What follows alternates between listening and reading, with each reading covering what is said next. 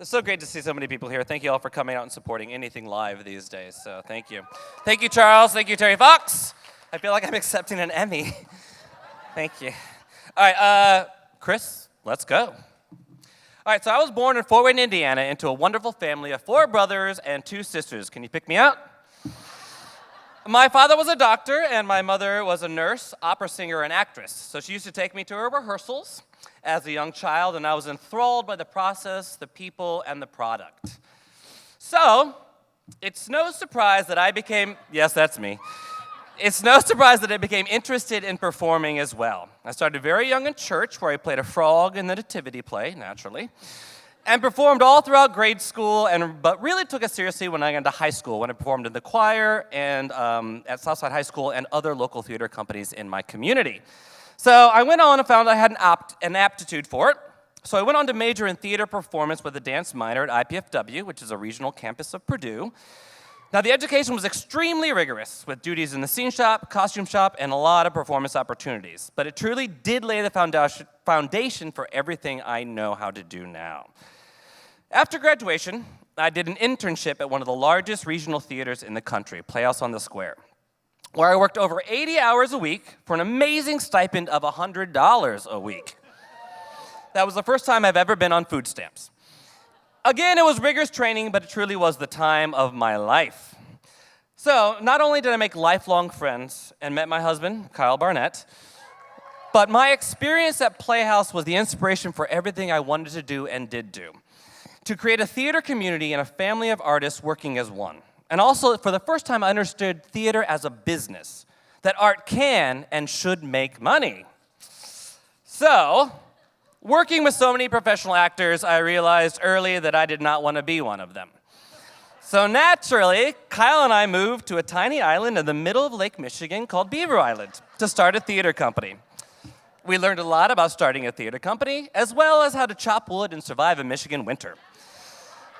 Having realized that some communities are not quite ready for professional theater, we moved to down south to Atlanta, where I started several new careers, including front desk agent for Sheraton Hotels, room number, and a fine art salesman in Roswell.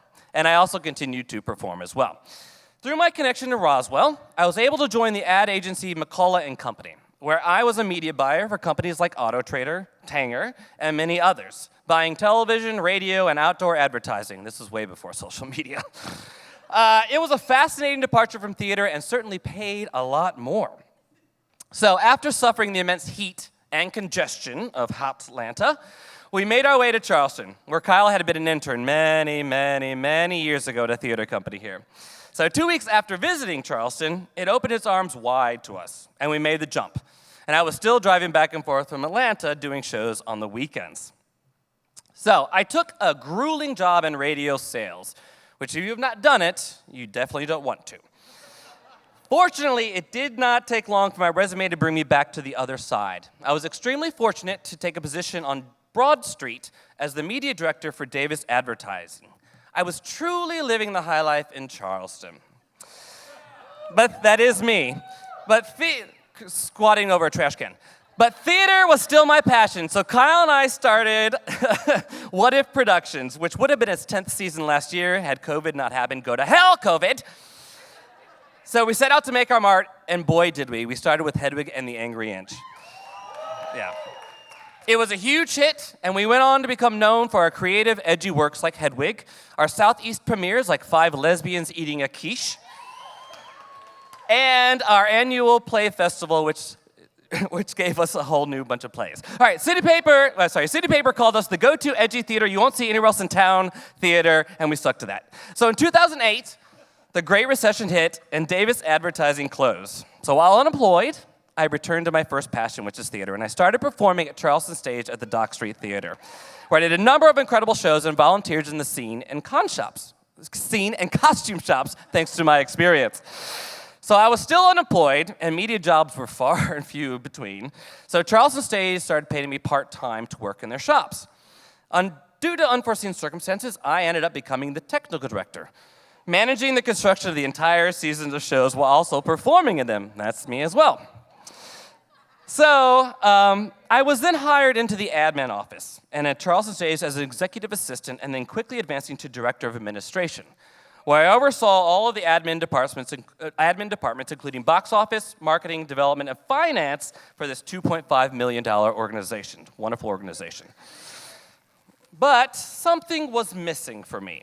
I still wanted to create the community and family that I love so much at Playhouse. So I immediately jumped at the chance to run Footlight Players as their executive director, where I could use all of my knowledge about the business of theater while steering the artistic side and creating a true community of theater artists. Footlight is the longest running theater company in South Carolina, and I unabashedly decided I would bring the theater into a new age, focusing more on our beautiful local talent and producing the kind of art artists want to be a part of. By doing so, the audiences can't help but enjoy themselves, or at the very least, appreciate the work being put into it by the artists. Footlight recently completed our first production of our 90th season, Ruthless the Musical, after 19 months due to COVID. Go to hell, COVID. And we are going ahead with a full season. But more importantly, we are beginning to see many of our artists returning. Theater has been around since the dawn of time, and no one knows how to survive and endure more than artists. Yeah, thank you. But in order to really create a place where all artists, not otters, can belong, I decided we needed to separate the space from the company. And since we are the only company that owns its space, the board and I renamed the building Queen Street Playhouse. We condensed Footlight Players' time on stage, ensuring that all artists would have the opportunity to produce. So I have learned so much over the years, including always work your hardest. Be open to new experiences, and never pass up an opportunity to learn. You never know when it'll come in handy. But what I learned most importantly is what keeps you grounded, sane, and fulfilled is your family. Well, thanks to my husband, Kyle, my pups that were up there, Indiana and Oscar, and my theater family. Thank you very much.